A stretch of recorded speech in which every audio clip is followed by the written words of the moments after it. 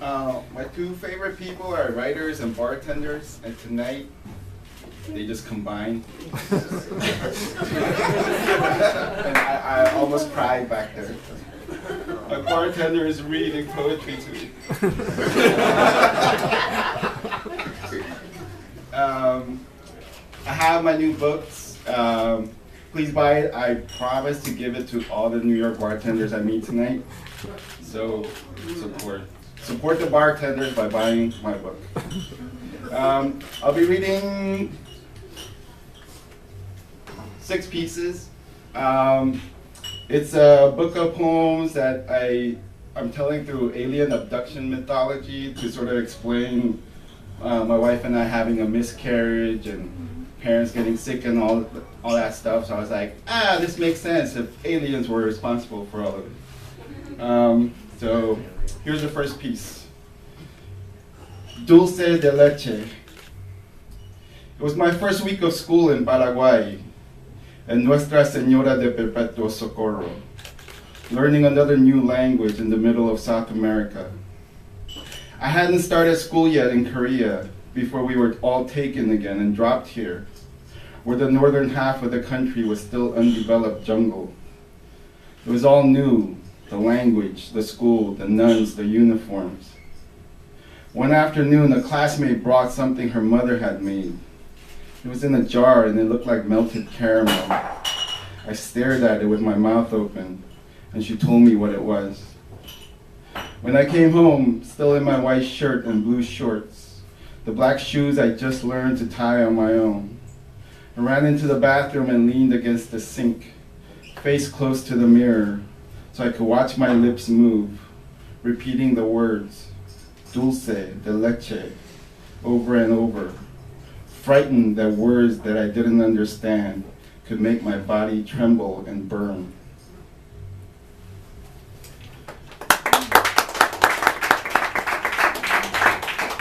Salvation. On the northwest corner of 7th and Broadway at 7:45 a.m., I wait by the newspaper stand where I buy my AA batteries. Across 7th, they are already out, the street preachers, witnessing in Spanish. There are sometimes different ones on each corner.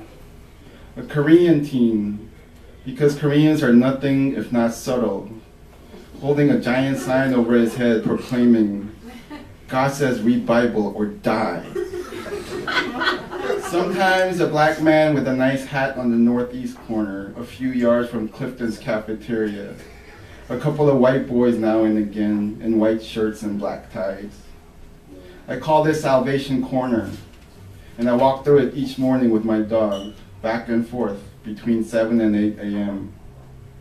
When we first moved down here, Judy looked at the sign on the marquee outside the old State Theater, where now instead of movies they have church. And she said, Jesus Christ is the mister? And pointed. I read it. Jesucristo es el Señor. And nodded. And we repeated this to each other. Jesus Christ is the mister. A mantra for the rest of the week. At 9:06 a.m., I drink last night's wine, bitter and warm, looking at the phone when it lights up.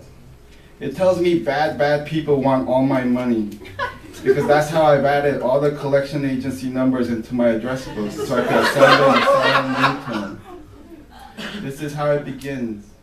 Another day's waiting for the sparrows to return to our balcony, where we found them when we first moved in, for death, for salvation, for cancer, for a heart attack, for broken corner Jesuses. The ending goes like this. She's standing by the dresser I found in the hallway, thrown away by another tenant that lost his job and had to move. Naked, the bruise on her left arm from our last fight is exposed about an inch below her shoulder. The fight that left my right index finger with torn ligaments, and the nightshirt she's owned since 12 ripped to pieces on the floor. That night of tequila, and trying not to talk about my leg that keeps breaking, trying not to talk about our fractured marriage, trying not to talk about our baby gone. All that's not spoken of coming out in screams and punches and spit, the dog hiding under the desk. We are drunk again. what's left of the open wine bottle souring on the table. We crawl into bed. We have switched sides so I can be by the window where the cold air slips in through the cracks. I lick her neck until it smells like grapes. So drunk, she says.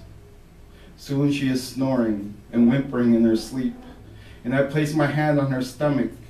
Tell that place I am ready now, until I fall asleep. At 4:15 a.m., we are both awake again in the dark.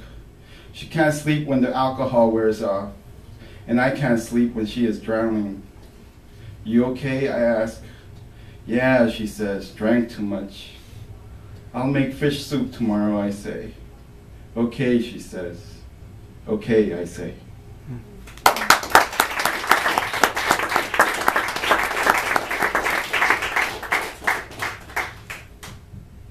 Rid of us.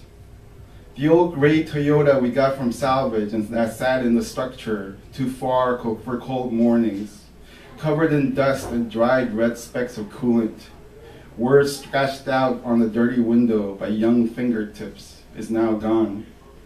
We're in the middle of getting rid of everything that we have gathered that was to make something of us. Furniture, books, cars, bulls, albums that were to hold photos of a baby in growth, until we are nothing but the sound of shoes on the Brooklyn sidewalk as I walked in the night, the smell of spilled Bushmills on the front of my DJ Shadow hoodie, her naked torso at the 4th floor window as she waited to sleep. The order of things. And it happens before the drums, before the collision in sunlight, before the day-old salt on the lip of your collar, before the case of wine that takes all night to say goodbye. And it happens before the flag rolled up in the corner, before the trapped water in motion, before the freckles greeting summer, before the used boarding pass folded for the past year. And it happens before the hole in mom's eye, before the monotonous beat of good intent, before the arm becomes a twisted branch, before the heat on your face as you turn away. And it happens before the incisions, before the scream and cement, before watching the fall, before Wednesday agreements around a wooden table. And it happens before the tongue touches lip, before the morning is called morning, before the question is forgotten, before taking the photo of a painting of your face. And it happens before pink sheets, before cucumber vodka in the freezer, before the floor that can't hold the wheels in place, before her voice sounds like my name. And it happens that the doctors can't explain anything because I can't tell them the truth, how this is what happens to the ones that have been chosen, the skin melting away on the dog's leg, the hole in mother's eye, my brother's teeth turning purple, the mystery of my body that stopped needing to create more life. It is too easy to blame only the abductions and forget how we break each time we return. And it happens before lemon juice dripped through fingers, before that second look as the car slowed, before the gush in the kitchen with feet spread apart, before the third step from the bottom as you reconsidered. And it happens, quiet, in an awkward glance out the window, while folding a pair of dirty pants, misspelling love in secret, until it looked like a finger held in the air and curling toward home. 2 more pieces, and thanks, Mike. I was lucky enough to meet him last year when I was in town, and he was gracious enough to let me come in here and share with you guys. And it's the greatest open mic I've ever been to.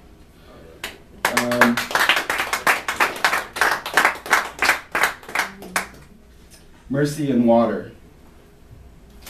For the past year, more than ever, I've been trying to run away from all things in my life, wanting to create reasons that can explain the way my body has failed me. Years ago, I ran all the way to New York, ending up drunk on St. Mark's with a new tribe, then leaving these strangers in bed to walk in the rain on 32nd and 3rd, heading uptown, then down to that room where I left my bag hanging on a metal chair.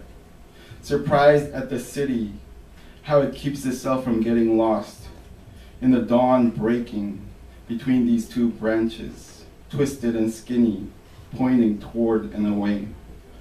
Before that was a house in the Palisades and another by the beach. That one still haunted by the owner's dead lover. And dark West LA bars with sticky red booths and blind promises exchanged through touch. It's here again, and I can't quite handle the slow way in which we are dying. My family propped up by secrets and scar tissues. A year-long charade of doctors and tests that ends with me sitting on an examining table. The man with the Polish name telling me that he doesn't know why bodies like mine stop. I can't explain, he says. And it leads to this. Walking out of another bar into the night that is almost morning. I put my hands in the pockets of a $10 coat, bought at a secondhand store on La Brea, unable to tell the time or the day. How the past year has blurred into an endless moment of regretting. But the feet start to move faster without thought.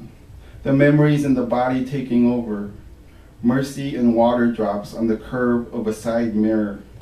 The night and some path toward that thing we call familiar.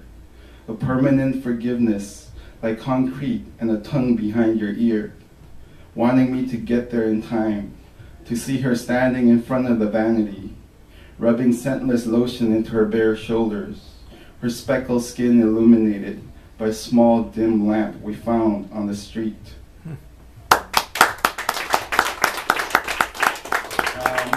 Last piece, and thanks again. Signals from space. It's always the sound that touches me first, of the rain beginning to fall outside. This morning I looked out into the courtyard of our apartment complex, the brick red and the blue and the yellow of the building shining wet. I put on my jacket and my shoes, giving the dog a treat so she won't try to run out into the hallway and lose another leg.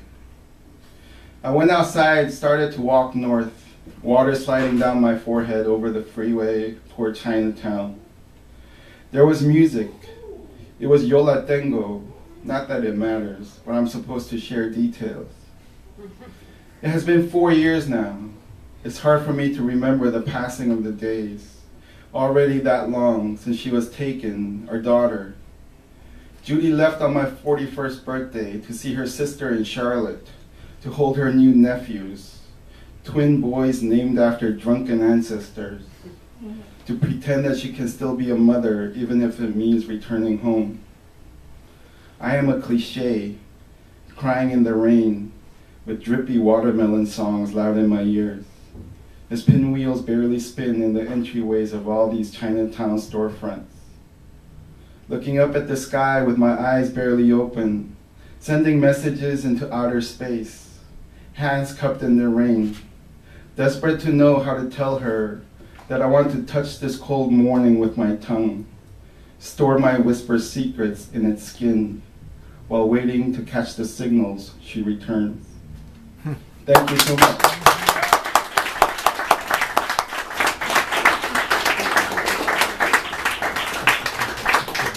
Thank you so much.